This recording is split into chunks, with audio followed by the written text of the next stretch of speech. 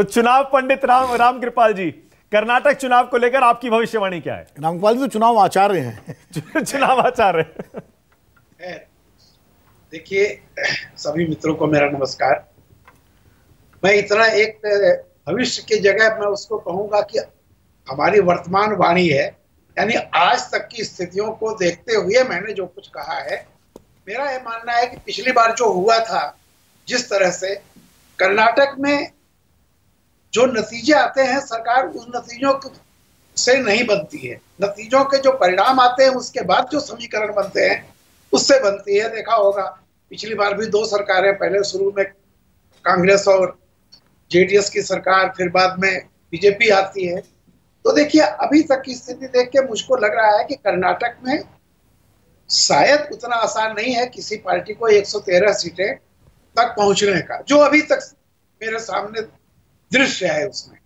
लेकिन जैसा अमूमन होता है कि 20 दिन पहले, 25 दिन पहले हम एग्जैक्ट कोई भविष्यवाणी नहीं कर सकते हैं, लेकिन इसमें निश्चित रूप से है कि बीजेपी के लिए बहुत बड़ी चुनौती है, क्योंकि पिछली बार वो सिंगल लार्जेस्ट पार्टी होने के बाद भी शुरू में सत्ता नहीं आ सकी, और आज भी बीजेपी की वही स्थिति है, उतनी अनटचेबल है, या जो कहीं से जुड़ के सरकार बना लिए थे उसके अंदर खाने को चल रहा है। तो बात वही है कि जो तीसरी पार्टी है वो कहाँ जाती है, कौन उसको मोह लेता है और कितने की कमी रह जाती है। अभी मुझे लग रहा है कि स्पष्ट बहुमत मुझे नहीं दिखाई पड़ रहा है। ओके, रामकृपाल जी की भविष्यवाणी है हंग असेंबली, और उसकी कुछ वजह रामकृपाल जी आपके हिसाब से क्या वजह? क्योंकि पिछली बार भी हंग असेंबली आई थी, आपको लगता है तब से स्थिति बदली नहीं है और आज भी जेडीएस इतना इंपॉर्टेंट प्लेयर है कि दो बड़ी पार्टियां बीजेपी और कांग्रेस खुद के दम पर बहुमत पाने की स्थिति में नहीं आई है? देखिए, मैं इतना कह रहा हूं कि चूंकि जेडीएस जो है, देवगौड़ा जी का कुछ इलाका है सर्टेन, मैं ये नहीं कहता कि कोई बहुत ज्यादा फर्क पड़ जाएगा उनकी सीटों में, लेकिन निश्चित तौर पर वो इतना है कि एक तीसरी ताकत के रूप में वो बढ़ता है, और किसी को बहुमत पाने से अगर कोई रोकता है तो वो जेडीएस ही है।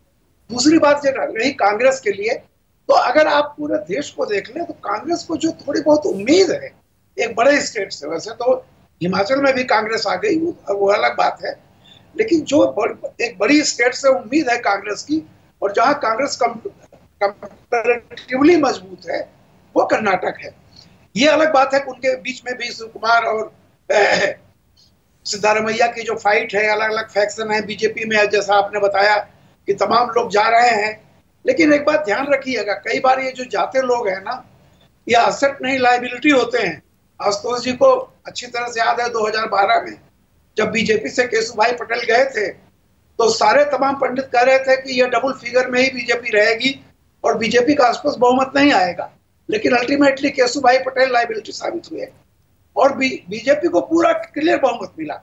तो ये जो है कि आया राम गया राम, ये तो देखिए टिकट बंटने के बाद होता है, सारी पार्टियों में होता है।